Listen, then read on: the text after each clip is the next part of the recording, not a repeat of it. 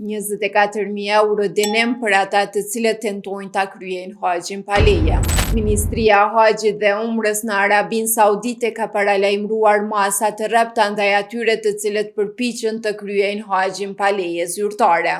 Sipas njoftimit zyrtar, çdo person që kapet duke kryer haxhin pa leje zyrtare, me vizë turistike apo vizitë, do të përballet me gjoba deri në 100.000 ria saudite, $26.000 apo 24.000 euro, si dhe rrezikon ndalimin e hyrjes në mbretëri për 10 vite. Këto masa gjithashtu përfshin edhe ata të cilët ndihmojnë pelegrinët pa leje përmes transportit, akomodimit apo fshehjes gjatë vizitës së vendeve të shenjta në kohën e haxhit. Dënimet rriten me numrin e shkeljeve.